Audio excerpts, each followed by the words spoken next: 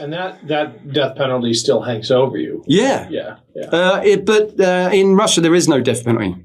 But they will keep me for life in a gulag if they catch me again for something I haven't done. Yeah. So they just won't. And they're doing that to not just me. I was in prison with Ukrainian civilians. A 19-year-old train driver was electrocuted. People that had nothing to do with the military. And this is the message we try and get out to people, that if Russia do get in, it's going to be another butcher. You won't see me again or any Westerner here. We'll be on the other side of the camera doing this all with them. And by the end of it, you'll be admitting to things like you've seen Elvis. You're going to say, yeah, aren't you? If you're being electrocuted, starved, beaten, eventually you're just going to go, yeah, I did. Yeah, he's working in my chip shop. Yeah, it's just, you're going to eventually so they know that's a really good way of using torture, because it gets you to admit to things you haven't done and places you haven't been. And that's how they use it. It's beyond frustration than what you're seeing in U.S. policy. You've been absolutely relaxed about talking about the craziness when you're looking at Trump, and you said the 12 hours are crazy, 24 hours a day. I'm going to use that, by the way. Yeah, absolutely. Please. But when do you get enraged? When is that? Are you always fighting that rage of what you're saying with the way that Ukraine is treated or presented, especially when it comes to even U.S. authorities just spouting Russian disinformation like it's something that's real? It's all to do with money.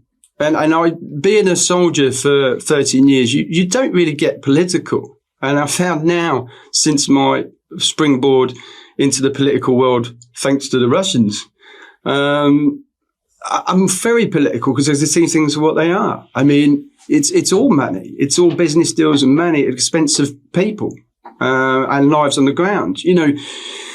When you hear Trump say something along the lines of, Zelensky is responsible, the guy walked into a door the other day, and you just think, how the hell does he know about anything? And you just see, when you start to dig deeper, and then you see on platforms like X, where you have RT selling their wares on X for their platform on Rumble, and then you sit there and the same journalist that's in front of you, who was calling you a Nazi with the FSB, is platforming his show on X that you can see on Rumble, and then you dig deeper and you think, who are the investors in Rumble?